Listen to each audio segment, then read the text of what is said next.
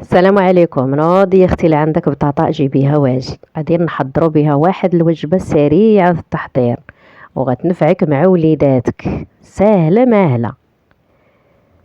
المهم هنا دخلت للدار، لقيت بنت اختي كتصايبها. هي صراحه كتحماق عليها وكديرها وكتجيها زوينه، وقلت نصورها ونشاركها معاكم. صافي هنايا بطاطا كتقطعيها شرائح هكا رقيقه ودهنيها بالزيت. هكا دهنيها مزيان بالزيت. صافي غترشي عليها شويه الملحه،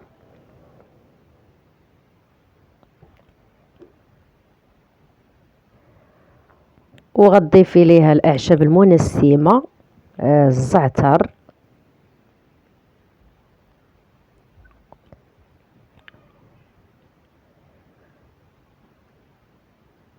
والازير. المهم البنات، هاد الاعشاب المنسمه عندنا حنا معتمدين في الدار، كنديروهم في لي باط، كنديروهم في الكغاطا، كنديروهم في اي حاجه، في بيتزا، في العجين ديال البسمان. هاد الاعشاب المنسمه زوينين، كيجيبوا واحد النكهه، واحد البنه زوينه.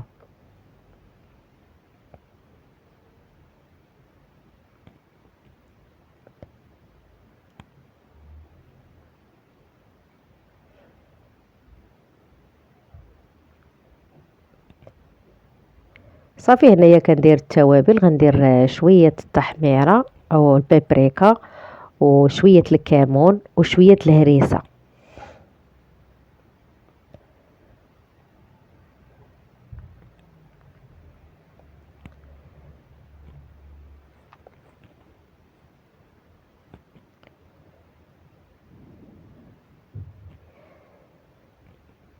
صافي غادي ندخلها للفران على نار متوسطه، غير قسمين هكاك ربع ساعه. غادي على ما طيب ليا شويه غادي نوجد معكم الحشوه. درت هنا البصله والزويته، غادي نشحر البصيله. هنا البنات انايا رقدت لادانت والصدر الدجاج اللي عندك في الدار. كنشحر البصيله حتى كتصوطا.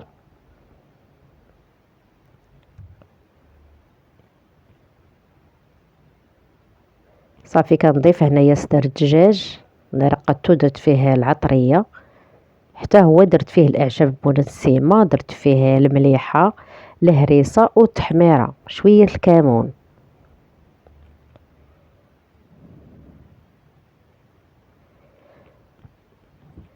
وهنا كنزيد شويه الفلفله للتنسيم. كتجي الفلفله دايره واحد البنه زوينه، واحد النكهه في الحشوه. مهم قبلوا علينا، راه بنت اختي مسكينه مازال صغيره. هنا كتصايب صوص بشاميل، درنا الحليب والمليحه وشويه الزعتر، بيضه كامله وراس ديال الثوم وجوج معالق ديال الدقيق. صافي هنايا خرجت لاطه ديالي من الفران وغادي ندير الحشوه من الفوق.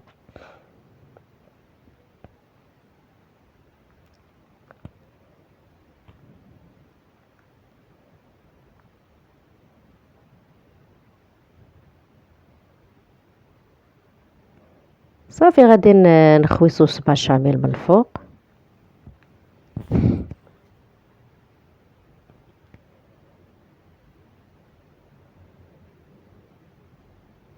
واخر حاجه هي الفرماج الاحمر. صافي وغادي نرجع ندخلها للفران. ها هو الشكل النهائي، هو هذا صراحه. الوجبه زوينه وسريعه التحضير في العشاء، الغدا للوليدات، غتنفعكم مع الوليدات وراه كتجي رائعه وبنينه غزاله. يا سلام على مذاق.